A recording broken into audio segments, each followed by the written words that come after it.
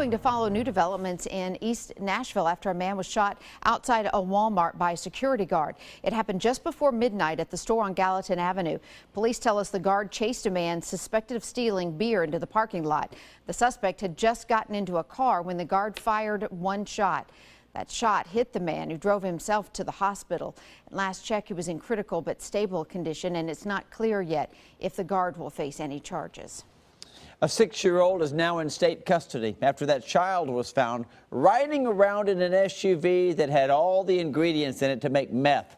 Police stopped that vehicle near the intersection of Maple and Louise Street in Gallatin overnight. They arrested 3 adults who will likely be charged with possessing material to make meth. The child went to the hospital only as a precaution. And happening now, authorities are searching for a teenage girl who hasn't been seen in days. Olivia Barber was last seen leaving school in Sparta Wednesday. She drives a black 2004 Honda Accord with Tennessee license plate number 820KYX. They say the 17-year-old girl may be traveling to Mexico with 21-year-old Enrique Lomas. There is an active warrant out for Lomas. If you have seen either Olivia Barber or Enrique Lomas, contact the TBI at 1-800-TBI-FIND. A candlelight vigil to honor a Nashville teen who had been shot to death took a chaotic turn overnight, and our crew was there when it all went down.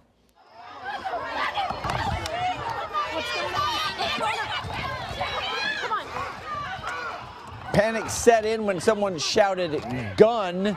Metro police were called to the scene on Sylvan Avenue to investigate. So far, they've not released what they found. Now, the vigil began for 18-year-old Javaris Charleston. He was killed in a shooting Sunday night at the Cumberland View Homes on 26th Avenue North. Metro police continue to investigate Charleston's shooting. So far, no arrests have been made. And police say a Bowling Green woman who tried to poison her husband with prescription drugs had an accomplice. News Channel 5's Deja Knight standing by with this all-new development this morning. Well, good morning, Amy. Police say that woman and another woman were likely romantically involved. Kimberly Vincent of Brownsville was arrested yesterday afternoon and charged with complicity to murder. 42-year-old Judy Reed, a caseworker in Warren County Drug Court, used her to get prescription pills to poison her own husband last Friday. Now, according to police, she put the drugs in her husband's food. He did survive, but he became very intoxicated and ill.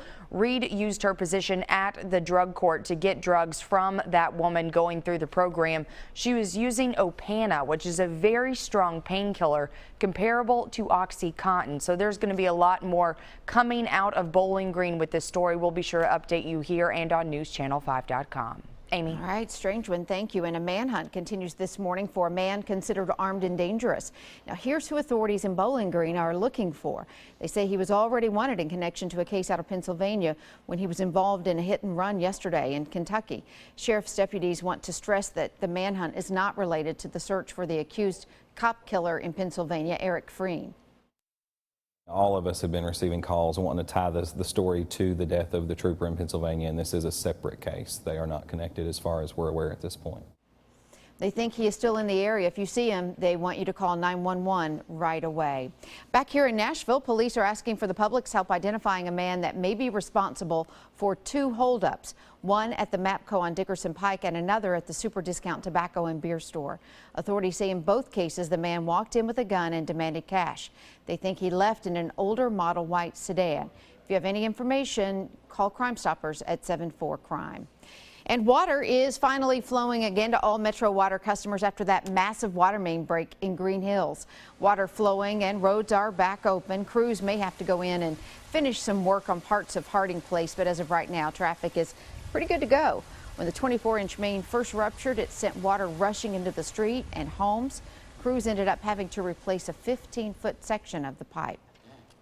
150 times every single day. That's how often we check our phones, according to a recent study. 150 times a day. One entrepreneur is on a nationwide tour to bring awareness to digital addiction. That tour makes a stop in Nashville this morning.